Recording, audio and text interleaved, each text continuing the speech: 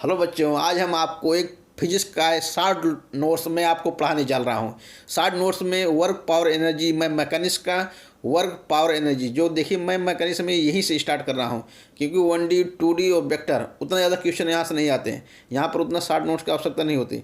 और सबसे ज़्यादा आपको एरर और डायमेंशन वहाँ से 3 क्वेश्चन पूछ लिए जाते हैं, 2 से 3 क्वेश्चन। फिर इसके बाद वर्क पावर एनर्जी में यहाँ से 3 क्वेश्चन हर साल आते रहते हैं। फिर रोटेशन हुआ, सर्कुलर मोशन हुआ, यहाँ से जितने भी टॉपिक होते हैं मैकेनिक्स के सारे इंपॉर्टेंट टॉपिक होते हैं। इसी इंपॉर्टेंट टॉपिक मैं आपको शॉर्ट नोट्स प्रोवाइड करूँगा, जो नीट 2022 के लिए काफ़ी ज़्यादा आपका ये वीडियो हेल्पफुल होगा। ये शॉर्ट नोट्स मैं इसमें क्या चीज़ बताऊँगा, इसमें मेरा फार्मूला होगा और मेरा केस होगा। इसमें केस भी हम पढ़ाएंगे और इसमें स्ट्रक्चर भी होगा। आपको एकदम जो आप पढ़ते हैं टॉपिक, उस टॉपिक का मैं शॉर्ट नोट्स बना रहा हूँ। हर टॉपिक का मैं आपको शॉर्ट नोट्स प्रोवाइड करवाऊंगा। और ये मेरा जो शॉर्ट नोट्स होगा, आप वीडियो तो मिलेगा यूट्यूब पे, और फिर इसका हम PDF जो होता है हम इसको टेलीग्राम चैनल पे, एक हमारा टेलीग्राम चैनल इसके न्यू थिंक नाम करके चलता है मेरा टेलीग्राम चैनल। आप वहाँ जा कर के टेलीग्राम चैनल पे आप हमसे जाके जुड़े और वहाँ पर मैं आपको PDF प्रोवाइड करवा दूंगा। तो चलिए अब हम स्टार्ट करते हैं वर्क पावर एनर्जी, जो मैकेनिक्स का सबसे ये भी महत्वपूर्ण टॉपिक माना जाता है। यहाँ पर वर्क पावर एनर्जी में स्पेशली पढ़ेंगे। आज हम वर्क स्टार्ट करते हैं। नेक्स्ट वीडियो लेक्चर में हमारा पावर होगा, फिर नेक्स्ट वीडियो लेक्चर में हम एनर्जी स्टार्ट करेंगे। वर्क को हम W से रिप्रेजेंट करते हैं।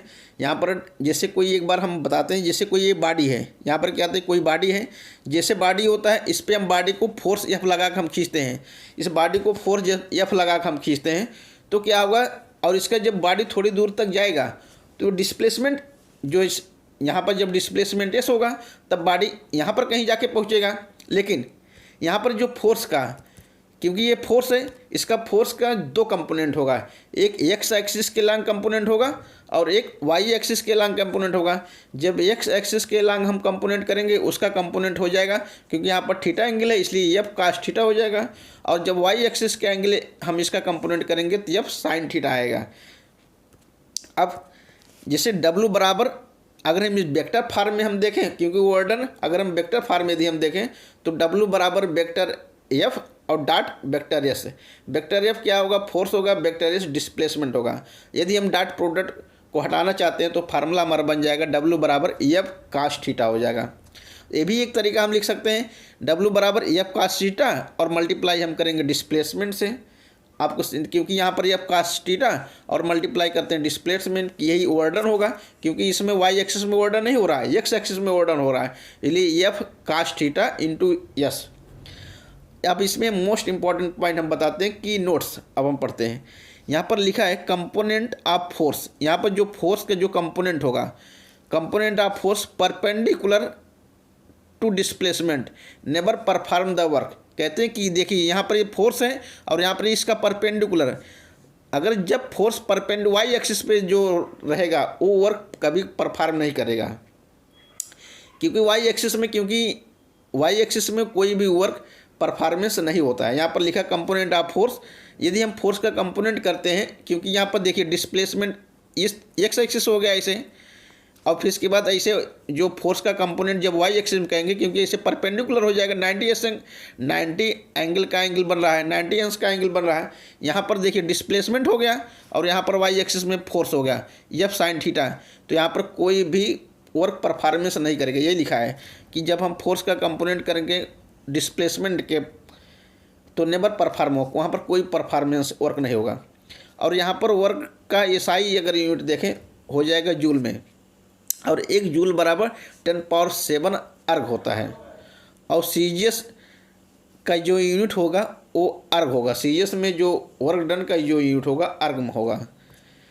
अब क्योंकि यहाँ पर हमने वही बताया कि फार्मूला वर्क डन का कैसे आया था, क्योंकि ये फोर्स का हमने कंपोनेंट किया था एलॉन्ग द डिस्प्लेसमेंट, तब जाके F cos थीटा आया था, और मल्टीप्लाई हमने किया था डिस्प्लेसमेंट से, तब जाके हमारा फार्मूला क्या बना, वर्क डन होगा। क्योंकि जो Y एक्सिस में कोई बॉडी देखिए मूव कर रहा है X एक्सिस में, यही कारण होता है जब बॉडी X एक्सिस में मूव कर रहा है, आखिर कंपोनेंट किसका हम लेंगे, F cos थीटा तो लेंगे। Y एक्सिस में बॉडी कहाँ मूव कर रहा है, Y एक्सिस में बॉडी मूव ही नहीं कर रहा है। इसलिए यही कारण हो कि जब डिस्प्लेसमेंट और फोर्स Y परपेंडिकुलर होगा, एक दूसरे से कभी ओवरडन नहीं होगा, वहाँ पर कोई ओवरडन होगा, क्योंकि बॉडी एक्स एक्सिस में मूव कर रहा है, इसलिए एफ कॉस थीटा और डिस्प्लेसमेंट यही इसका क्या हो जाएगा, ओवरडन का फार्मूला हो जाएगा। अब हम आपको स्टार्ट करते हैं।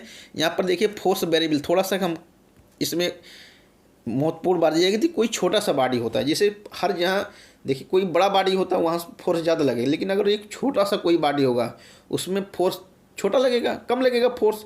यही होता है कि सब में फोर्स अलग अलग लगता है। जैसे मान लीजिए कोई एक बॉडी होता है, उसको फोर्स एफ लगा कर हम खींचते हैं, और यहाँ पर क्योंकि यहाँ पर देखिए जब बॉडी को खींचेंगे एक्स एक्सिस के अलंग जब बॉडी को हम खींचेंगे तो यहाँ पर इसका डिस्प्लेसमेंट छोटा सा जब डिस्प्लेसमेंट होगा उसको हम ds से रिप्रेजेंट करते हैं। और यहाँ पर एंगल देखिए थीटा लिखा है, थीटा को हम एंगल को रिप्रेजेंट करते हैं। देखिए जब बॉडी शुरुआत में यहाँ था, अब बॉडी जब यहाँ था शुरुआत में, जब बॉडी मूव करके यहाँ से इतना दूर चला तो इसका डिस्प्लेसमेंट s1 होगा, और फिर बॉडी जब यहाँ से पहुँचकर यहाँ जब पहुँच गया तो यहाँ पर डिस्प्लेसमेंट क्या कोई s2 होगा। हम डिस्प्लेसमेंट यहाँ से लेंगे कोई भी, चाहे s1 हो चाहे s2, डिस्प्लेसमेंट हम ओरिजिन से ही लेंगे जहाँ से बॉडी स्टार्ट किया था। अब यहाँ पर क्योंकि छोटे से बॉडी में ओवरडन हो रहा है, इसलिए dw बराबर वेक्टर एफ डॉट और वेक्टर ds होगा, क्योंकि यहाँ पर जो ds लिखा है वो क्या, तो छोटे से बॉडी का डिस्प्लेसमेंट हो रहा है। अब यहाँ पर हम बताते हैं कि net overdone in moving body from s1 से s2, जब बॉडी s1 से मूव करके यहाँ से s1 से मूव किया इतना, फिर यहाँ से बॉडी मूव करते हुए यहाँ पर पहुँचा, ये लिखा नेट ओवरडन। अब हमें बताना है जब बॉडी मूव कर रहा है s1 से लेकर के s2 दूरी तक जा रहा है, तो ओवरडन हम यहाँ करेंगे, इसका हम इंटीग्रेशन करेंगे,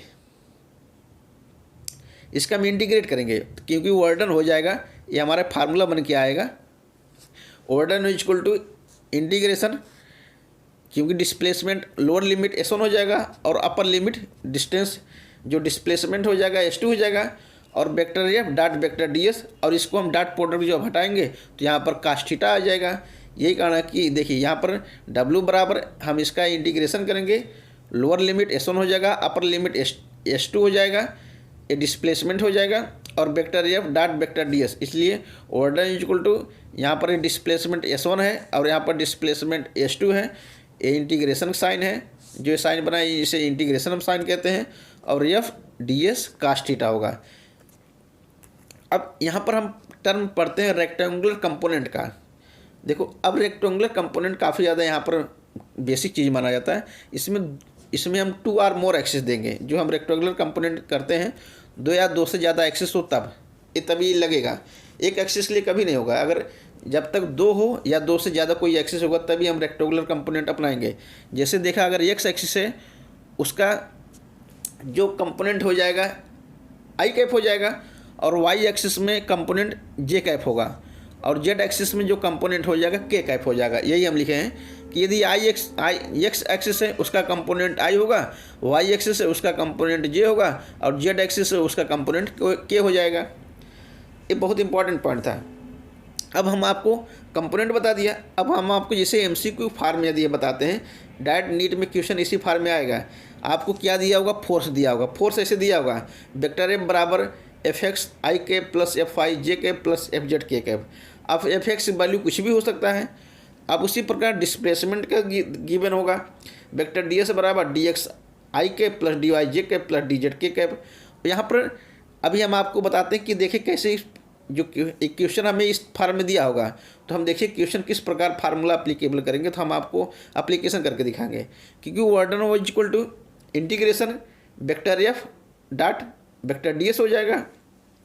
अब क्योंकि ये फार्मूला निकल के आएगा, यही हमारा मेन फार्मूला होता है, ये वाला फार्मूला, यही फार्मूला हमारा लगेगा।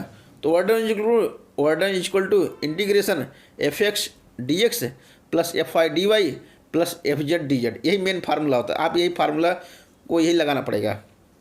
यहाँ पर देखिए मैं क्वेश्चन अभी बता रहा हूँ कि अभी आगे चल के आपको क्वेश्चन ही मिलेगा, इसका क्वेश्चन का फार्म में बताऊंगा। यहाँ पर देखिए जब ऐसे डिस्प्लेसमेंट R1 और R2 के टर्म में गिवन होगा तो कैसे समझेंगे।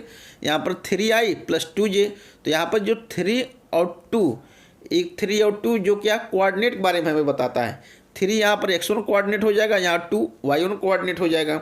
उसी प्रकार यदि R2 हमें दे दिया जाए displacement 5i cap plus 3j cap, तो यहाँ पर जो 5 और 3 कोऑर्डिनेट होगा 5 और 5 क्या हो जाएगा, x2 के बारे में बताएगा और 3 हमें y2 के बारे में बताएगा कोऑर्डिनेट। अभी आपको आप पूरा डिटेल समझ में आएगा। अभी आपको क्वेश्चन जब फिर हम आगे चल के दिखाएंगे, हम आपको सेम यही क्वेश्चन सेम मैं रखा हूँ, तो अभी आपको समझ में तो ज़्यादा आएगा। यहाँ पर देखिए ये डिस्प्लेसमेंट हो गया और यहाँ पर फोर्स हो गया, दोनों एक दूसरे के परपेंडिकुलर होंगे। जब फोर्स और डिस्प्लेसमेंट परपेंडिकुलर मतलब उनके बीच का एंगल 90 होगा, उनके बीच का एंगल क्या होगा, 90 होगा, तो हम परपेंडिकुलर कहेंगे। तो यहाँ पर देखिए W, यही फार्मूला अब हम नोट में पढ़ाते हैं, इसी फार्मूला को देखिए किस तरह यूज हम बताते हैं। यदि हम फोर्स में भी कोई चेंज कर सकते हैं, डिस्प्लेसमेंट में कोई चेंज करेंगे, अगर एंगल में कोई चेंज करेंगे तो वर्डन में क्या प्रभाव होगा, तो वही हम देखेंगे इस फार्मूले में। यहाँ पर हम नोट पढ़ेंगे W बराबर FS cos थीटा। इसी फार्मूले का हम एप्लीकेशन करना सिखा रहे हैं आपको। कहते हैं कोई भी अप्लाइड फोर्स हो रहा है, कोई भी अप्लाइड फोर्स यदि लगाते हैं, अगर उसमें डिस्प्लेसमेंट को हम जीरो कर देते हैं, कोई बॉडी मूव नहीं कर रहा है, जहाँ पे है वहीं रखा है, अगर कोई डिस्प्लेसमेंट नहीं है, इसका मतलब वहाँ पर एक्सीलरेशन जीरो होगा। भाई कोई बॉडी मूव ही नहीं कर रही है, ऐसे जहाँ अपनी पोजीशन पे खड़ी है, तो भाई एक्सीलरेट मतलब चल, जब एक्सीलरेशन मतलब एक्सीलरेट मतलब जब गाड़ी हम हाँकते हैं तो एक्सीलरेट रहता, मतलब उसमें एक्सीलरेशन है तो गाड़ी आगे चल रही है। जब गाड़ी हम हाँक ही नहीं रही है, गाड़ी अपने स्थान पर खड़ी है, इसका मतलब वहाँ पर एक्सीलरेशन जीरो होगा, और डिस्प्लेसमेंट जीरो, एक्सीलरेशन जीरो, इसका मतलब कोई वर्डन नहीं होगा, तो वर्डन भी जीरो हो जाएगा। अगर जब हमने डिस्प्लेसमेंट को जीरो किया या एक्सीलरेशन को जीरो करेंगे तो दोनों में वर्डन कंडीशन जीरो होगा। यदि थीटा 90 अंश कर दिए, क्योंकि थीटा 90 अंश हमने जब कर दिया तो वर्डन भी जीरो हो जाएगा। और ये भी हम आपको बताते हैं कि जब आप कोऑर्डिनेट पढ़े होंगे तो कोऑर्डिनेट में फर्स्ट कोऑर्डिनेट, सेकंड कोऑर्डिनेट और third coordinate, first coordinate, second coordinate, third coordinate, fourth coordinate, 4 coordinate होते हैं। आपको पढ़ाया गया होगा प्रत्येक कोऑर्डिनेट, क्योंकि जो फर्स्ट कोऑर्डिनेट होता है उसमें फर्स्ट कोऑर्डिनेट मतलब क्या होगा, थीटा लेस देन 90 होगा, थीटा 90 से कम होगा। जब थीटा 90 से कम होगा, इसका मतलब आप कॉन्सेप्ट रट लीजिए, फर्स्ट कोऑर्डिनेट में जितने भी कास थीटा होगा, ऑल कास थीटा सभी पॉजिटिव होगा। और जो सेकंड कोऑर्डिनेट होगा, सेकंड कोऑर्डिनेट मतलब क्या होगा, 90 से एंगल ज़्यादा होगा, थीटा ग्रेटर देन 90 होगा, तो उसमें क्या होगा, कास निगेटिव होगा। हमें 2 ही कोऑर्डिनेट कम था इसलिए हम 2 ही बता रहा हूँ, जब आगे आएगा तो हम आपको और आगे बताएंगे। यहाँ पर लिखा है, दूसरा पॉइंट ये लिखा है कि यदि थीटा लेस देन 90, यहाँ पर देखिए थीटा 90 से कम है, तो इसका मतलब कास क्या होगा, पॉजिटिव होगा। यही आप कॉन्सेप्ट रख लीजिए, अगर थीटा लेस देन 90 होगा तो फर्स्ट कोऑर्डिनेट आएगा, फर्स्ट कोऑर्डिनेट में जितने भी कास थीटा होते सब पॉजिटिव होता, बस आप ये दिमाग में रखिए। यहाँ पर लिखा क्वेश्चन आपको ऐसे मिलेगा, जब थीटा लेस देन 90 होगा तो कास थीटा पॉजिटिव होगा, जब कास थीटा पॉजिटिव होगा तो वर्डन भी पॉजिटिव होगा। अगर थीटा ग्रेटर देन 90 होगा, अगर थीटा 90 से ज़्यादा है, यहाँ पर देखिए सेकंड कोऑर्डिनेट आ गया है, इसका मतलब कास निगेटिव होगा और वर्डन क्या होगा, निगेटिव होगा। वर्डन क्या होगा, यहाँ पर वर्डन निगेटिव होगा, मैं निगेटिव शो कर दे रहा हूँ, वर्डन क्या होगा, निगेटिव होगा। अब यहाँ पर लिखा है मोस्ट इंपॉर्टेंट चौथा फोर्थ पॉइंट, यदि वर्डन पॉजिटिव है, वर्डन पॉजिटिव देखिए किस कंडीशन होगा, यदि फोर्स और डिस्प्लेसमेंट दोनों सेम डायरेक्शन में लग रहे हैं, जिस तरफ बॉडी मूव कर रही है, क्योंकि बॉडी देखिए एक्स एक्सिस में ऐसे बॉडी मूव कर रही है, बॉडी जब एक्सिस में एक्स एक्सिस में मूव करेगा उसका डिस्प्लेसमेंट एस होगा, और फोर्स भी एक्स एक्सिस में लग रहा है। यदि डिस्प्लेसमेंट और फोर्स दोनों सेम डायरेक्शन में लगेंगे, सेम डायरेक्शन में होगा, देखिए तो वहाँ पर वर्डन पॉजिटिव होगा। तो यहाँ पर लिखा है वर्डन पॉजिटिव कब होगा, जब फोर्स या फोर्स का कोई कंपोनेंट हो और डिस्प्लेसमेंट दोनों सेम डायरेक्शन होंगे तो वर्डन इस कंडीशन में पॉजिटिव होगा। आपको एक कॉन्सेप्ट छोटा छोटा चीज़ रट रखना है, आप एक बार समझ लेंगे ना, कभी भूलेंगे नहीं। जो मैं ट्रिक बता रहा हूँ, आप शॉर्ट नोट्स तभी आपको मज़ा आएगा जब आप एक बार फिजिक्स सर से पढ़ चुके होंगे, तब आपको शॉर्ट नोट्स इतना अच्छा लगेगा कि बार बार आप यही रिवाइज करेंगे। यहाँ से क्वेश्चन बाहर का कोई नहीं आएगा, सारा क्वेश्चन आपको यहीं से, मैं लास्ट में नीट का जितने भी मॉडल हैं मैं आपको सॉल्व करके भी दिखाऊंगा। देखिए सारे फार्मूला जो मैं पढ़ा रहा हूँ, सारे फार्मूला आपको, सारे फार्मूला यहीं से मिलेंगे, कोई बाहर से मैं फार्मूला नहीं लगाऊंगा। यदि वर्डन निगेटिव है, वर्डन निगेटिव कब होगा, जब फोर्स डिस्प्लेसमेंट का डायरेक्शन एक्स एक्सिस में हो और फोर्स माइनस एक्स एक्सिस में लग रहा हो, दोनों अपोजिट डायरेक्शन हो। फोर्स देखिए यहाँ पर दिख रहा है कि बॉडी में फोर्स इस तरह लग रहा है, फोर्स इस तरह लग रहा है और बॉडी डिस्प्लेसमेंट कर रहा है इस डायरेक्शन में। जब फोर्स और डिस्प्लेसमेंट दोनों अपोजिट डायरेक्शन में होगा तो वर्डन क्या होगा, निगेटिव होगा। आपको विशेष पॉइंट ध्यान देना है। अब कहते हैं number of force act on the body, अगर किसी बॉडी पे बहुत सारे फोर्स लग रहे हैं तब जो नेट ओर्डन होगा बॉडी का, तो ये फार्मूला हो जाएगा, नेट ओर्डन होगा W बराबर, क्योंकि हम नेट ओर्डन निकालेंगे इसलिए हम फोर्स को नेट लेंगे, यहाँ पर नेट फोर्स लेंगे। इसलिए यही देखिए, जब हम कोई नेट ओर्डन हमें निकालना है, एक बॉडी पे बहुत सारे फोर्स जब लगेंगे, क्योंकि ये यही बॉडी है, ये भी फोर्स लगा रहा है, ये भी फोर्स लगा रहा है, ये भी फोर्स लगा रहा है, ये भी फोर्स लगा रहा है, एक ही बॉडी में जब बहुत सारे फोर्स लगते हैं तब नेट ओर्डन निकालना है। तो इंटीग्रेशन एफ वेक्टर एफ, यहाँ पर लिखा नेट फोर्स लिखा है, डॉट वेक्टर ds, ये हमारा फार्मूला हो जाएगा। अब क्योंकि अगर हमें देखिए, अगर हम ओर्डन डायरेक्ट हम W बराबर, जैसे हमें यहाँ पर फोर्स दिया है तो हमें ये वाला फार्मूला लगाएंगे। अगर हमें यहाँ पर ओर्डन देता है W1 W2 W2, अगर हम ओर्डन फाइंड कर लें W1 W2 W3 W4, तो हम वो ओर्डन को डायरेक्ट जोड़ भी सकते हैं। यहाँ पर net work done equal to W1 plus W2 plus W3 plus W4, ऐसे डॉट डॉट जितने भी लगेंगे फोर्स हम जोड़ते चले, जितने भी ओर्डन होता रहेगा हम आपको जोड़ते चले जाएंगे, तो हमें नेट ओर्डन मिल जाएगा। अब बहुत इंपॉर्टेंट पॉइंट है, यदि कोई बॉडी इक्विलिब्रियम में है, मतलब साम अवस्था में है, तो जब इक्विलिब्रियम कंडीशन आपको दिख जाए, यही पॉइंट दिख जाए, बॉडी नीट में देखिए क्वेश्चन एक बार ऐसे आ चुका था, सिर्फ वहाँ इक्विलिब्रियम लिख दिया था, तो आपका आंसर वर्ड वहाँ पर जीरो करवाना था। बहुत सारा ऑप्शन दे दिया गया था, लेकिन वहाँ पर एक लाइन वहाँ इक्विलिब्रियम लिख दिया था। यहाँ पर ध्यान से पढ़िए, जब बॉडी इक्विलिब्रियम में होगा, बॉडी कहीं मूव ही नहीं कर रहा, इक्विलिब्रियम होगा, साम्य अवस्था में है, क्योंकि जब बॉडी इक्विलिब्रियम है तो यहाँ पर क्या होगा, नेट फोर्स क्या होगा, जीरो होगा। जब नेट फोर्स जीरो होगा तो नेट ओर्डन भी जीरो हो जाएगा। लेकिन जो अगर सोचो, यहाँ पर ध्यान से आपको समझना, क्योंकि हमने यही बताया था कि W बराबर एफ एस कास्ट थीटा होता है, ये भी हमने बताया था। क्योंकि यहाँ पर W बराबर, यहाँ पर हम नहीं बता रहे W1 plus W2 plus W3 plus W4, क्योंकि W बराबर एफ एस कास्ट थीटा। जब नेट फोर्स देखिए, अगर नेट फोर्स जीरो हो गया, यहाँ पर यही, अगर ये वैल्यू जीरो हो गई, अगर यही भी वैल्यू तो जीरो होगा। अगर नेट फोर्स जीरो तो ओर्डन भी जीरो होगा, वही तो लिखा है। कि यहाँ पर ध्यान से देखिए, तो W1 plus W2 plus W3 dot dot dot W4 कुछ भी हो इक्वल टू जीरो हो जाएगा, क्योंकि यहाँ पर यही लिखा है, यही हमने बताया था। W बराबर W1 plus W2 plus W3, यही लिखा है, W बराबर W1 प्लस W2। अगर ये वैल्यू, अगर देखिए नेट फोर्स जीरो होगा, ओर्डन भी जीरो होएगा। यहाँ पर जब जीरो रखेंगे, इसलिए मतलब W1 plus W2 plus W3 plus W4 बराबर जीरो लिखेंगे, वही तो लिखा है वैल्यू। यहाँ पर लिखा है नेट फोर्स यदि बॉडी में लग रहा है तो जीरो हो जाएगा, और नेट ओर्डन भी जीरो होगा, वही लिखा है।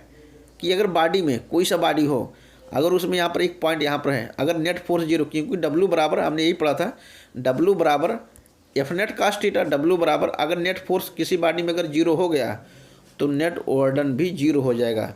लेकिन कहते हैं कि ध्यान से सुनिए, अगर नेट फोर्स जीरो तो नेट ओर्डन भी जीरो, लेकिन अगर नेट ओर्डन जीरो हो गया, क्या इंडिविजुअल ओर्डन जो होगा, ये तो परफॉर्मेंस तो होगा ही, ये तो लगा ही रहा है, वही लिखा है। देखिए वही लिखा है कि अगर नेट फोर्स किसी बॉडी में जो लगने वाला है यदि जीरो है तो नेट ओर्डन भी जीरो होना पड़ेगा। लेकिन जो इंडिविजुअल जो ओर्डन होगा वो तो अपना लगेगा कुछ ना, हो सकता है कुल वैल्यू 5 आए 5 आए 5 आए 5, हो सकता है कुछ ना कुछ लग रहा हो। तो जो इंडिविजुअल ऑर्डन होगा, यहाँ पर क्वेश्चन पूछा जाता है, जो इंडिविजुअल जो ऑर्डन होगा और इंडिविजुअल जो फोर्स होगा, देखिए ऑर्डन बाय इंडिविजुअल फोर्स, किसी एक फोर्स की वजह से इंडिविजुअल मतलब अलग अलग फोर्स की वजह से जो ऑर्डन जीरो हो भी सकता है, जीरो नहीं भी हो सकता है, दोनों कंडीशन होगा। इंडिविजुअल की वजह से फोर्स जीरो हो भी सकता है, नहीं भी हो सकता है। यहाँ पर लिखा है, यही काफ़ी क्लियर पॉइंट था। नेट ओर्डन जीरो होगा तो नेट फोर्स जीरो होना पड़ेगा, लेकिन ओवरडन बाय इंडिविजुअल फोर्स, जो अलग अलग फोर्स जो लग रहे हैं, ओवरडन बाय इंडिविजुअल फोर्स की वजह से, इंडिविजुअल फोर्स की वजह से ओवरडन जीरो हो भी सकता है, जीरो नहीं भी हो सकता है। यहाँ पर लिखा है इंडिविजुअल फोर्स की वजह से overdone may not be zero, zero हो भी सकता है, जीरो नहीं भी हो सकता है। ये होता है क्योंकि W1 बराबर W plus W3 plus W4, यही इसे इंडिविजुअल ओवरडन कहते हैं। और इंडिविजुअल फोर्स होगा F1 plus F2 plus F3, इसे इंडिविजुअल कहते हैं। लेकिन हमें यहाँ बताना है कि अगर इंडिविजुअल फोर्स की वजह से ओवरडन जीरो हो भी सकता है, ओवरडन जीरो नहीं भी हो सकता है। यहाँ पर हम आपको केस बता रहे हैं, काफ़ी इंपॉर्टेंट केस है। यहाँ पर केस की हम बात करें, यही फार्मूले पर केस आधारित है। W बराबर FS कास थीटा, कोई भी एक दो ओवरडन यहाँ पर मैं पढ़ रहा हूँ तो W बराबर FS कास थीटा है, इसी पे आधारित हम ओवरडन देख रहे हैं। अब यहाँ पर हम पढ़ रहे हैं, जैसे कोई बॉडी है, ये बॉडी है, उसका मास m होता है और ये बॉडी ऐसे सरफेस पर रखा है। फिर बॉडी को हम A से लेके B तक मूव करवाते हैं। जब बॉडी A से लेके B तक हम मूव कराएंगे, उसका डिस्प्लेसमेंट S हो जाएगा। डिस्प्लेसमेंट S या H से रिप्रेजेंट हम कर सकते हैं। उसका डिस्प्लेसमेंट F होगा, डिस्प्लेसमेंट H होगा या S होगा। और बॉडी में जो ऊपर हम फोर्स लगा खींच रहे हैं ऊपर तरफ, उसका फोर्स बॉडी में F हो जाएगा, क्योंकि हम बॉडी को फोर्स ऊपर लगा खींच रहे हैं। यहाँ पर ध्यान से देखिए, हम ओवरडन यही हम फार्मूला एप्लीकेशन कर रहे हैं, W बराबर FS कास थीटा। अब हम क्या करेंगे, कंडीशन पढ़ने केस जब बॉडी A से लेके B तक मूव करता है, तब इस कंडीशन में हम ओवरडन हमें बताना है। तो ओवरडन बाई फोर्स, जब यहाँ पर दो तरीके से ओवरडन हो सकता है। एक तो ओवरडन इस फोर्स की वजह से हो सकता है, एक तो ओवरडन mg की वजह से हो सकता है। दोनों की वजह से यहाँ पर ओवरडन पूछा जाएगा आपसे एग्जाम में। एक तो ओवरडन फोर्स की वजह से हो सकता है, एक तो ओवरडन mg की वजह से हो सकता है। जब ओवरडन F की वजह से होगा, ओवरडन बाई फोर्स F की वजह से, तो W बराबर W1 बराबर F और H, यही फोर्स और डिस्प्लेसमेंट। यहाँ पर H क्या है, डिस्प्लेसमेंट है। फोर्स और डिस्प्लेसमेंट क्या हमें बता रहा है, W1 बता रहा है। कैसे, यहाँ पर ध्यान से देखेंगे, क्योंकि जब बॉडी ऊपर तरफ मूव करेगा, और जब बॉडी ऊपर तरफ मूव करेगा, फोर्स ऊपर तरफ लगेगा। जब फोर्स ऊपर तरफ लग रहा है, ये वाला फोर्स हो गया, और जब बॉडी ऊपर तरफ मूव कर रहा है तो डिस्प्लेसमेंट भी ऊपर हो रहा है, क्योंकि फोर्स और डिस्प्लेसमेंट दोनों ऊपर तरफ हो रहे हैं। और दोनों के बीच, क्योंकि जब कोई बॉडी सेम डायरेक्शन में मूव करते हैं ऊपर तरफ, तो उनके बीच क्या होता है, एंगल जीरो होता है। तो यहाँ पर एंगल जब जीरो हो गया, तो यहाँ पर जब कास जीरो वैल्यू रखोगे, कास थीटा, जब थीटा की वैल्यू जीरो रखोगे, तो कास थीटा वैल्यू जीरो रख दिया हमने, तो कास, अब यहाँ पर कास जीरो आ गया। जब थीटा की वैल्यू हमने जीरो रखा, तो कास जीरो बराबर 1 होता है। तो जब कास जीरो बराबर 1 होगा, अब कास जीरो बराबर 1 हो गया, तो बचा क्या है, W बराबर FS बचा, अब तो FS हो गया। तो ये हम S को H से भी रिप्रेजेंट करते हैं, हमने यही बताया कि S को हम H से भी रिप्रेजेंट करते हैं। तो W1 बराबर FH या FS आ गया। एक तो ओवरडन हम इसकी वजह, F की वजह से ओवरडन हमने पढ़ लिया। अब एक ओवरडन हम mg की वजह से बताता हूँ। ओवरडन बाई mg की वजह से देखिए क्या ओवरडन होगा, W2 बराबर mgh कास 180। कैसे, क्योंकि यहाँ पर देखिए बॉडी की वजह से यहाँ पर फोर्स नीचे लग रहा है, mg फोर्स लग रहा है, और बॉडी देखिए हाइट जो डिस्प्लेसमेंट है ऊपर तरफ है, तो उनके बीच एंगल कितना हो जाएगा, 180 हो जाएगा। इस फोर्स की वजह से जो ओवरडन होगा, क्योंकि फोर्स नीचे लग रहा है और बॉडी ऊपर तरफ मूव कर रही है। सोचिए ध्यान से, फोर्स नीचे लग रहा है mg, और बॉडी ऊपर तरफ मूवमेंट कर रहा है, इसलिए mg डाउनवर्ड होगा और डिस्प्लेसमेंट उसका अपवर्ड होगा। उनके बीच एंगल क्या होगा, 180 हो जाएगा।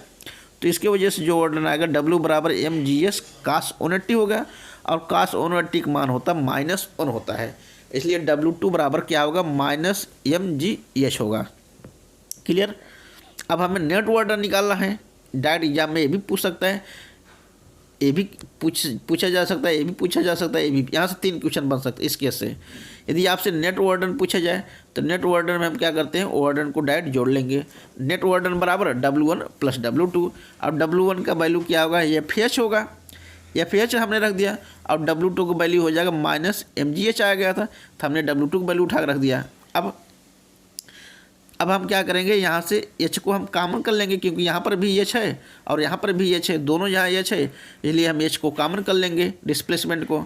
तो बच्चा क्या है, F minus M G into H, ये नेट ओवर डन आ गया। ये हमारा फार्मूला इस केस का, जो बॉडी एस लेके जब बी तक बॉडी मूव करता है उसका नेट ओवर डन होगा F minus M G multiply करेंगे डिस्प्लेसमेंट से।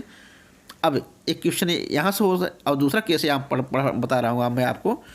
अगर कोई बॉडी इक्विलिब्रियम में है, साम्य अवस्था में है, तो इस कंडीशन में एफ बराबर एम जी होगा, क्योंकि जब बॉडी इक्विलिब्रियम कंडीशन हो, जितना फोर्स इक्विलिब्रियम कंडीशन में ये होता है, बॉडी इक्विलिब्रियम बार समझिए आपको, इक्विलिब्रियम जितना फोर्स ए लगाएगा उतना फोर्स ए भी लगाएगा, तभी इक्विलिब्रियम कंडीशन।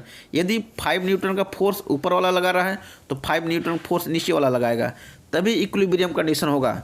इक्विलिब्रियम मतलब समझते क्या है, दोनों, जैसे हम दोनों भाई हैं, एक मतलब कोई एक, मैं चलिए बीच में खड़ा हूँ, कोई मान लीजिए मैं यहाँ बीच में खड़ा हूँ, कोई यहाँ पर एक पर्सन है, एक पर्सन यहाँ पर खड़ा है, एक पर्सन यहाँ पर खड़ा है, ए भी हमें खींच रहा है अपनी तरफ, ए भी हमें अपनी तरफ खींच रहा है और ए वाला पर्सन भी अपनी तरफ खींच रहा है। तो जितना अगर 5 न्यूटन फोर्स ए भी लगा रहा है, 5 न्यूटन फोर्स यही लगा रहा है, हम जहाँ कहें वहीं खड़े हैं, कोई चेंज नहीं हो रहा, वही तो इक्विलिब्रियम अवस्था होता है। इक्विलिब्रियम अवस्था में क्या होगा, दोनों फोर्स बराबर होंगे, फोर्स एफ बराबर एम जी होगा।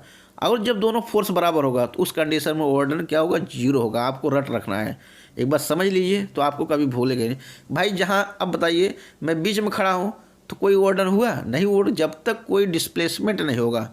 अगर डिस्प्लेसमेंट जीरो हो रहा है, इसका रीज़न क्या था, क्योंकि हम कहीं मूव ही नहीं किए, हम जहाँ तहाँ खड़े हैं।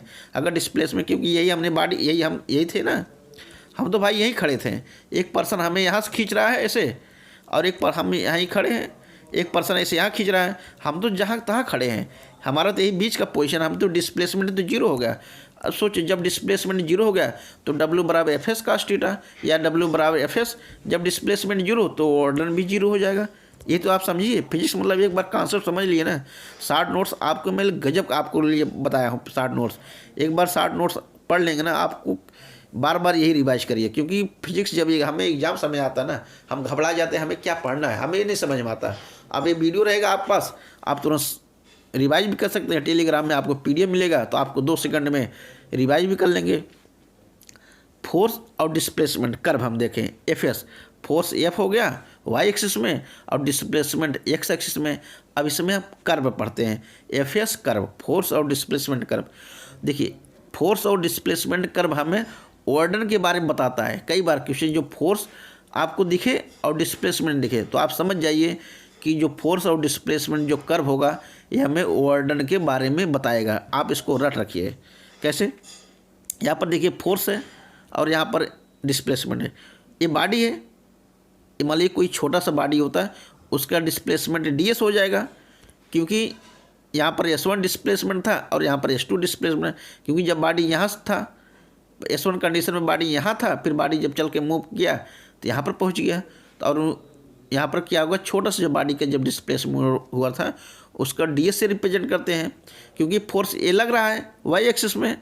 और एरिया हम कैसे निकालेंगे, एरिया इक्वल टू क्या होगा, क्योंकि जब ऐसे आयताकार होगा, स्क्वायर होगा, तो एरिया बराबर लंबाई गुणे चौड़ाई होगा। तो यहाँ पर लंबाई गुणे चौड़ाई हम पढ़ेंगे तो एरिया बराबर एफ इंटू ds हो जाएगा।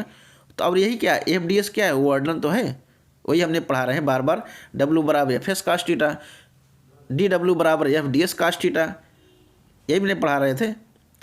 तो यहाँ पर देखिए W बराबर क्या होगा, W बराबर हम DW बराबर एफ ds हो गया। तो अब क्या निकला, हमारा ये फार्मूला हमने रखा था, तो work done is equal to integration lower limit S1 हो गया और अपर लिमिट S2 हो जाएगा।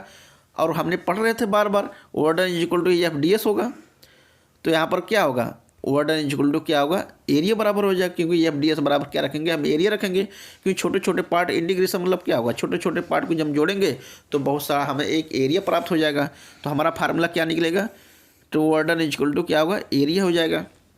एक बार ये भी क्वेश्चन में आ गया था, अगर फोर्स ना दे करके आपको यदि एक्सीलरेशन दे दिया जाए, एक्सीलरेशन और डिस्प्लेसमेंट बीच में जो ग्राफ होगा हमें क्या देता है, वर्डन देता है। अगर पूछा जाए एक्सीलरेशन, यही अगर यहाँ पर जो फोर्स लिखा है, यदि फोर्स ना लिख के अगर आपको एक्सीलरेशन यहाँ लिख दिया जाए, एक्सीलरेशन और डिस्प्लेसमेंट, एक्सीलरेशन और डिस्प्लेसमेंट कर्व हमें वर्डन क्या बताता है। तो वर्डन कैसे निकालेंगे, देखिए आपको विशेष ध्यान देना एग्जाम में, जब फोर्स और डिस्प्लेसमेंट लिखा होगा तभी दोनों के जो बीच जो कर्व होगा वो हमें वर्डन के बारे में बताता है।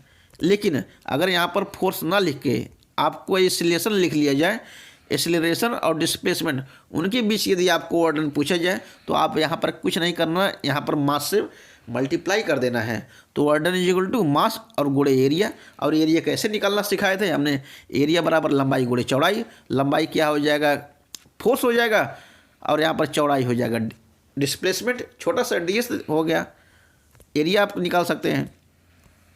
अब हम आपको यहाँ पर कई बार क्वेश्चन यहाँ से आया गया ग्राफ से, फोर्स और डिस्प्लेसमेंट यदि हमें इस प्रकार दे दिया जाए, वाई एक्सिस में फोर्स लग रहा है और एक्स एक्सिस में डिस्प्लेसमेंट हो रहा है, तो यहाँ पर हम वर्डन कैसे निकालेंगे, क्योंकि आपको पता होना चाहिए जब, क्योंकि मतलब ए भी एक ऊपर एरिया A1 हो गया और नीचे एरिया A2 हो गया और ऊपर एरिया A3 हो गया, हमें 3 एरिया दे दिया जाए, या ट्राइंगल एरिया दे दिया जाए, ऊपर वाला ट्राइंगल एरिया दे दिया जाए, नीचे वाला हमें स्क्वायर दिया है, फिर अब ऊपर हमें स्क्वायर दिया है, तो कैसे हम एरिया निकालेंगे अभी हम बाद में बताएंगे आपको, पहले आप समझिए।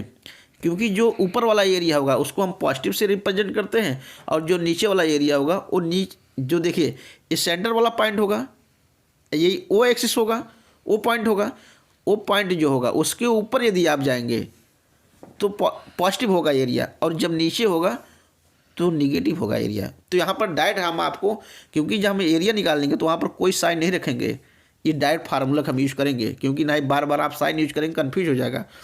यहाँ पर हम यही फार्मूला वर्ड यूज करेंगे, W बराबर A1 minus A2 plus A3। ए क्या है, एरिया है, यहाँ पर ऊपर वाला एरिया, ऊपर वाले जो है उसको जोड़ देंगे और नीचे वाले को घटा देंगे, यही हम वर्डन निकालेंगे। अभी हम आपको एप्लीकेशन करके सिखाएंगे लास्ट में, जब हम आपको एग्जाम्पल बताएंगे। तो W बराबर A1 minus A2 plus A3, ये हमारा फार्मूला हो जाएगा। क्लियर। यहाँ पर हम आपको वही क्वेश्चन जो वर्डन में पूछा जाता है, तो MCQ फार्म में मैं छोटा छोटा क्वेश्चन का फ्रेम आपको बता रहा हूँ, केस मॉडल बता रहा हूँ, एक बार आप समझ जाएंगे तो ऐसे आपको क्वेश्चन दिखेगा तो आप तुरंत एक कॉन्सेप्ट अप्लाई कर लेंगे।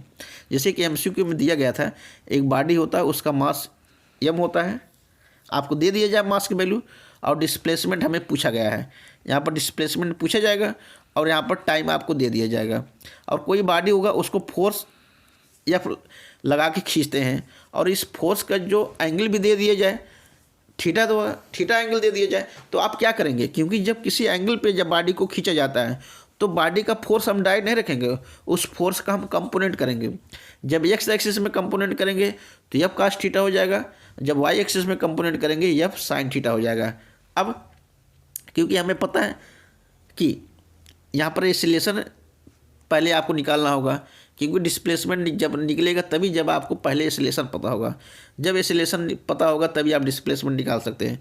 तो एक्सीलरेशन का फार्मूला हो जाएगा, क्योंकि हमें पता है कि हमें नॉर्मल चीज़ पता है, force is equal to mass गुणे एक्सीलरेशन होगा, मास गुणे एक्सीलरेशन होगा, और हमें एक्सीलरेशन निकालना है तो एक्सीलरेशन क्या होगा, ये फोर्स होगा या फोर्स का कंपोनेंट होगा। तो यहाँ पर हो जाएगा acceleration is equal to force का कंपोनेंट लेंगे एफ कास थीटा और मास से डिवाइड कर देंगे, तो acceleration is equal to force upon mass होगा, acceleration is equal to F cos theta upon mass. तो अब यहाँ पर एक्सीलरेशन हम देखिए यहाँ पर निकल गया, और यही एक्सीलरेशन हम यहाँ पर इस फार्मूला में रख देंगे, एस बराबर ut plus half AT square, यही फार्मूला लगाएंगे। जब आप यही फार्मूला लगाएंगे, क्योंकि हमने टाइम हमें पहले दिया है और एक्सीलरेशन हमने निकाल लिया है, तो अब हमें यू वैल्यू दे दिया जाएगा इनिशियल वेलोसिटी का, तो यहाँ पर हम डिस्प्लेसमेंट बता सकते हैं। अगर आप डिस्प्लेसमेंट बता सकते हैं तो वर्डन भी बता सकते हैं, W बराबर एफ एस कास थीटा लगा करके, क्योंकि हमें पता है एफ कास थीटा का वैल्यू हमने ऑलरेडी पहले से निकाल रखा है, यहाँ पर एफ कास थीटा वैल्यू हमने निकाल रखा है। एफ कास थीटा यदि आपको पता हो गया, डिस्प्लेसमेंट पता हो गया, आप वर्डन बता सकते हैं। क्लियर। एक दूसरा MCQ मैं बता रहा हूँ, ऐसे क्वेश्चन आएगा, जैसे कोई एक मैन है, अपने ऊपर बॉडी कोई रखा है, तो वो ऐसे एक्सीलरेशन से कोई एक एक्सीलरेशन वैल्यू दे दिया जाए, इस एक्सीलरेशन से बॉडी आगे तरफ चल रहा है और फोर्स भी आगे तरफ लग रहा है, और डिस्प्लेसमेंट आपको दे दिया जाए, वर्डन आपसे पूछ लिया जाएगा, तो आपको क्या विशेष ध्यान देना है, यहाँ पर आपको कॉन्सेप्ट ये समझना है, क्योंकि यहाँ पर फोर्स और डिस्प्लेसमेंट दोनों सेम डायरेक्शन हो रहा है, बॉडी ऐसे आगे भी चल रहा है और फोर्स भी ऐसे आगे तरफ लग रहा है। जब डिस्प्लेसमेंट और फोर्स दोनों सेम डायरेक्शन में होगा उनके बीच एंगल क्या होगा, जीरो हो जाएगा। आपको दिमाग में अपने आप माइंडसेट रखना है, ये सबसे मोस्ट इंपॉर्टेंट पॉइंट होगा। क्लियर? अगर एंगल यहाँ पर जीरो हो जाएगा तो आप वही W बराबर एफ एस कास थीटा ये फार्मूला लगाएंगे, इस फार्मूला से आप सॉल्व कर सकते हैं क्वेश्चन को। यदि क्वेश्चन में यदि आपसे पूछा जाए हॉरिजॉन्टल रोड बारे में, क्योंकि जो सड़क होता है वो कभी सड़क चलता नहीं, कभी आपका सड़क हम चलते भले हैं लेकिन कभी हमारा सड़क नहीं चलता है। तो यहाँ पर अगर हॉरिजॉन्टल रोड लिखे आपके क्वेश्चन में तो आप समझ जाइए कि हॉरिजॉन्टल रोड मतलब डिस्प्लेसमेंट जीरो होगा। अगर डिस्प्लेसमेंट जीरो हो गया तो वर्डन भी जीरो होना पड़ेगा। तो W बराबर एफ एस कास थीटा लगाएंगे तो वर्डन पूछा जाएगा, आप बता सकते हैं। अब smooth incline plane, smooth incline के बारे में बात करते हैं। स्मूथ इंक्लाइन में हमें वर्डन बताना है। जैसे कोई बॉडी है था, ऐसे कोई ट्रायंगल कोई बॉडी दे दिया जाए, ठीक, ट्रायंगल दे दिया जाए, उस पर कोई मैन है, ऐसे इंक्लाइन सरफेस है और स्मूथ है, और कोई मैन है और फोर्स अपने ऊपर एक कोई वेट रखे 20 किलोग्राम मान लीजिए, कोई भारी सामान बोझा अपने सर पे लेके चल रहा है और ऊपर तरफ ऐसे चढ़ रहा है, फोर्स F लगा के ऊपर तरफ चढ़ रहा है, और ये एंगल क्या थीटा दे दिया जाए एंगल इंक्लाइन का, और यहाँ पर हमें डिस्प्लेसमेंट भी दे दिया जाए, तो हमें देखिए वर्डन पूछा जा सकता है। तो कैसे वर्डन हम निकालेंगे, क्योंकि हमें पता है जब इंक्लाइनेशन प्लेन इसका FBD डायग्राम बनेंगे, यहाँ पर फोर्स क्या आ जाएगा, mg sin थीटा आ जाएगा, mg sin थीटा आ जाएगा, ये हमें पहले से पता होता है। तो रिक्वायर फोर्स यहाँ पर हो जाएगा, क्योंकि यही फोर्स तो है, तो ये रिक्वायर फोर्स हो जाएगा M बराबर mg sin थीटा। अब mg sin थीटा आ गया हमें। अब यहाँ पर ध्यान से देखिए, यहाँ पर जो sin थीटा होगा, जो एंगल होगा, तो किस टर्म में, ये वाला हम एंगल यहाँ पर नहीं रखेंगे, जो ए वाला एंगल होगा हम यहाँ पर नहीं रखेंगे। ये वाला कास का एंगल है भैया, ये वाला कास का एंगल, इसको विशेष ध्यान देना है। ये वाला जो एंगल गिवन है, ये वाला एंगल कास वाला एंगल है, ये साइन थीटा वाला एंगल नहीं है, आपको विशेष ध्यान देना है। यहाँ पर फोर्स, क्योंकि जब हमने कंपोनेंट किया था M बराबर mg sin थीटा, फोर्स का कंपोनेंट हमने किया था तो mg sin थीटा आएगा था। और यहाँ पर देखिए जो मास रखेंगे, यहाँ पर विशेष ध्यान देना, क्योंकि यहाँ पर मैन है, ये मान लीजिए मैन है, मैन का वेट आपको दे दिया जाए, मान लीजिए मैन का वेट 55 किलोग्राम है और जो बॉडी का वेट 20 किलोग्राम होता है, तो यहाँ पर मास दोनों जोड़ेंगे, बॉडी के वेट और प्लस जो इस अपने ऊपर जो सामान रखा है उसका वेट हो जाएगा, ये बॉडी का वेट हो जाएगा, वही जो सामान है, कोई बॉडी है मान लीजिए रखा है, लोहे की बॉडी हो, मान लो कोई भी बॉडी हो, ये बॉडी का वेट हो जाएगा और ये मैन का वेट हो जाएगा, दोनों आपस में जोड़ लेंगे, ये मास जब भी रखेंगे। यहाँ पर रिक्वायर फोर्स होगा M बराबर mg sin थीटा हो जाएगा। अब हम क्या करेंगे, क्योंकि यहाँ पर जो हमें थीटा एंगल गिवन होगा, इस टर्म में गिवन होगा 1 in 5, 2 in 7, 2 in 8, ऐसे क्वेश्चन आपको मिल गए बहुत सारे। यहाँ पर क्या होगा, जो sin थीटा होगा ये क्या होता है, लंब हो जाएगा, क्योंकि जो थीटा के सामने होगा वो वैल्यू लंब होता है, ठीक है।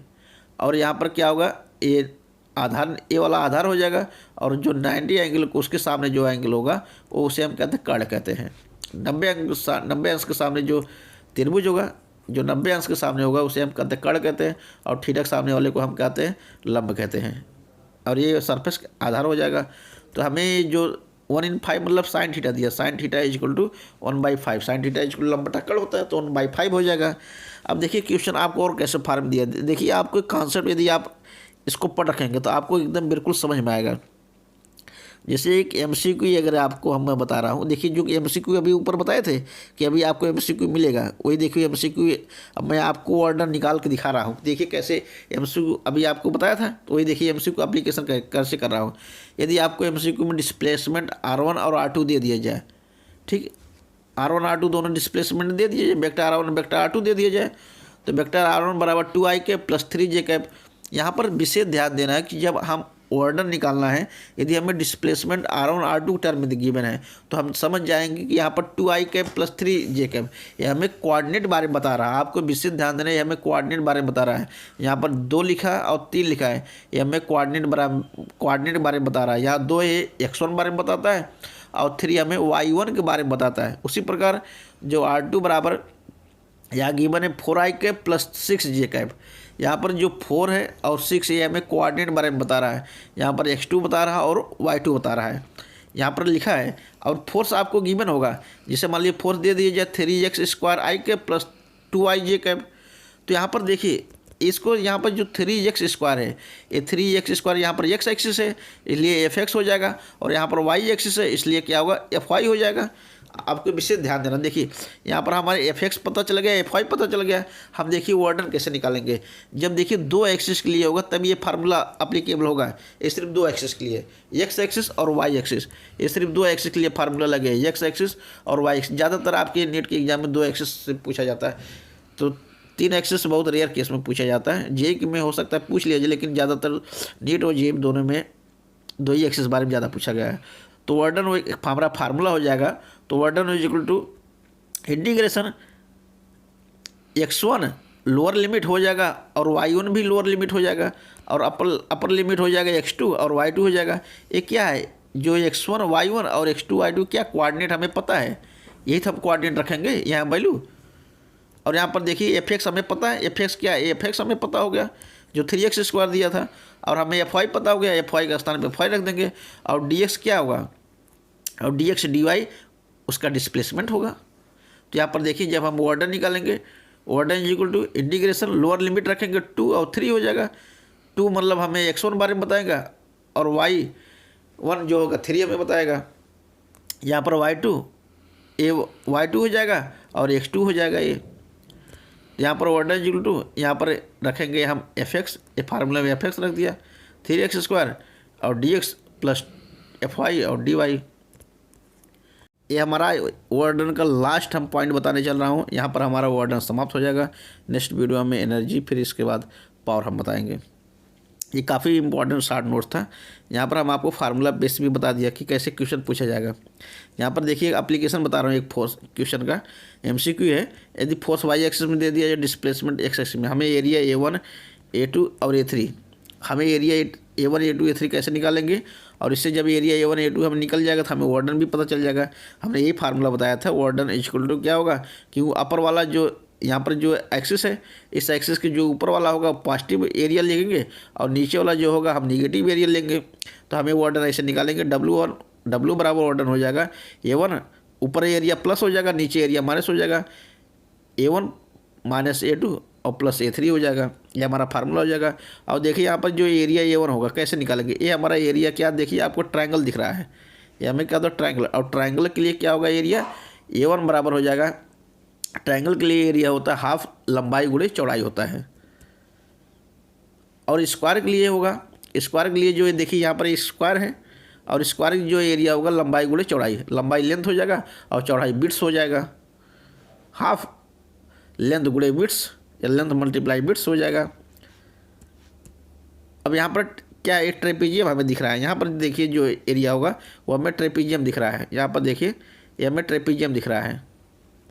ट्रेपीजियम ऐसे तो होता है ना, ऐसे तो होता है ट्रेपीजियम, ऐसे इसी को हम ट्रेपीजियम कहते हैं। तो ट्रेपीजियम ऐसे तो होता है। तो यहाँ पर ध्यान से देखिए वही हमें ट्रेपीजियम तो दिख रहा है। तो यहाँ पर ट्रेपीजियम क्या होगा, ट्रेपीजियम का हमें एरिया हो जाएगा, एरिया बराबर हो जाएगा A3 के लिए एरिया ट्रेपीजियम है, तो area is equal to half मतलब 1/2 sum of the parallel side. यहाँ पर ए साइड देखिए और ए साइड देखिए, दोनों पैरेलल साइड होगा, हम जोड़ लेंगे sum of the parallel side A plus B, और मल्टीप्लाई यहाँ करेंगे, ये हाइट होगा, ये क्या होता है हाइट होगा, और हाइट से हम क्या करेंगे मल्टीप्लाई करेंगे, ये ट्रेपीजियम का हमें एरिया निकल जाएगा। एक बार मैं आपको ट्रेपीजियम फार्मूला निकालना बता दिया। अब आपको एरिया जितना भी आप एरिया A1 जब आप निकालेंगे आप साइन नहीं रखेंगे, एरिया निकालते समय आप कोई साइन नहीं रखेंगे, इसको विशेष ध्यान देना, क्योंकि हमने वार्डन जब फार्मूला निकाला था, वार्डन जब हम रखेंगे उसमें हमने डायरेक्ट फार्मूला में हमने साइन ऑलरेडी पहले से यूज कर रखा है। इसलिए एरिया निकालते समय देखिए एरिया A2 नीचे भले है, यहाँ पर हमने देखो कोई साइन नहीं यूज किया है, हमने डायरेक्ट यहाँ फार्मूला में साइन अगर एक बार हम यूज़ कर लेंगे तो यहाँ पर हम एरिया निकालेंगे, यहाँ पर साइन यूज नहीं करेंगे। ठीक है, आपको विशेष ध्यान देना है। अब यहाँ पर हम आपको लास्ट MCQ बताते हैं। यहाँ पर आपको जिसे क्वेश्चन दे दिया जाए कि MCQ ऐसे दिया गया, एक एसिलेशन दे दिया जाए y एक्सिस में, और x एक्सिस यहाँ पर सेंटीमीटर दे दिया है। ये जो x एक्सिस जो डिस्प्लेसमेंट हमें गिवन है सेंटीमीटर में, तो उसको हम मीटर में चेंज कर लेंगे, क्लियर। और यहाँ पर 1 सेंटीमीटर बराबर 10⁻² मीटर होता है। और यहाँ पर हमें एसिलेशन 20 दे दिया जाए, तो यहाँ पर एरिया कैसे निकालेंगे, यहाँ पर एरिया बराबर, क्योंकि हमें पता है कि ट्रायंगल है, ये जो हमें दिख रहा है ट्रायंगल दिख रहा है, देखिए ऐसे आपको दिख रहा है, आप कैसे देख लीजिए ट्रायंगल हमें दिख रहा है, बस ऐसे गिवन होगा, क्लियर, ऐसे आपको क्वेश्चन गिवन होगा। तो हम एरिया निकालेंगे, एरिया बराबर, क्योंकि ये ट्रायंगल है इसलिए एरिया बराबर हाफ लंबाई गुणे चौड़ाई, हाफ लेंथ गुणे बिट्स हो जाएगा, लंबाई गुणे चौड़ाई हो जाएगा। तो ये ऑर्डर कैसे निकालेंगे, ऑर्डर का हमारा फार्मूला हो जाएगा order equal to integration F D X था, और हमें पता है एफ डी एक्स हमें क्या देता है, एरिया देता है। इसलिए जब ये सिलेक्शन हमने बताया था कि अभी हम क्वेश्चन में अप्लीकेशन करके दिखाएंगे। जब हमें देखिए ऑर्डर हमें निकालना, यहाँ पर सिलेक्शन दिया और डिस्प्लेसमेंट दिया है, तो ऑर्डर इक्वल टू हो जाएगा मास और गुणे एरिया, और एरिया हम ऐसे निकालेंगे, एरिया बराबर हाफ लंबाई गुणे चौड़ाई हो जाएगा। क्लियर। और एक MCQ आपको ऐसे मिलेगा कई बार, ये सब पॉपुलर एग्जाम्पल है, क्वेश्चन है, एक फोर्स लग रहा है वाई एक्सिस में और डिस्प्लेसमेंट एक्स एक्सिस में हो रहा है। तो यहाँ पर ये देखिए एक एरिया दिख रहा है, यहाँ पर देखिए ऊपर वाला जो एरिया ग्राफ होगा, यहाँ पर ऊपर वाला जो एरिया होगा तो पॉजिटिव होगा, नीचे वाला एरिया क्या होगा, नेगेटिव होगा। यहाँ पर विशेष ध्यान देना है, क्योंकि यहाँ पर देखिए एक्स यहाँ पर एक पॉजिटिव एक्स एक्सिस में जा रहा है, इसलिए यहाँ पर फोर्स पॉजिटिव लगेगा, और नेगेटिव एक्स एक्सिस में जाएगा तो नेगेटिव फोर्स लगेगा। तो यहाँ पर जब नेगेटिव फोर्स हो जाएगा तो order equal to minus area हो जाएगा। और एरिया कैसे निकालेंगे, एरिया बराबर हाफ लंबाई गुणे चौड़ाई, लंबाई मतलब लेंथ, चौड़ाई मतलब बिट्स, हाफ लेंथ गुणे बिट्स हो जाएगा। तो order equal to minus area, order बराबर हो जाएगा माइनस A1/2, ये लेंथ होगा, ये लेंथ हो गया लंबाई, और गुणे चौड़ाई हो गया। क्लियर।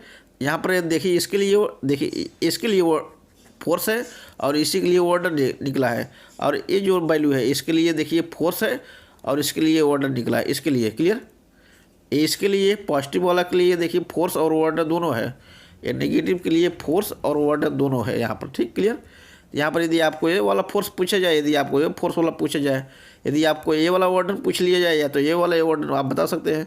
तो फोर्स पॉजिटिव हो गया, ऑर्डर भी पॉजिटिव हो गया, तो यहाँ पर एरिया कैसे निकालेंगे, एरिया की कोई ट्रायंगल है, ऐसे देखिए ट्रायंगल हमें मिल रहा है, तो ट्रायंगल के लिए क्या होगा, लंबाई गुणे चौड़ाई, लेंथ गुणे बिट्स होगा, तो हाफ हो जाएगा, क्योंकि यहाँ पर प्लस है, यहाँ पर प्लस लगा देंगे, यहाँ पर प्लस लगा देंगे, फिर ब्रैकेट में बंद कर देंगे 1/2।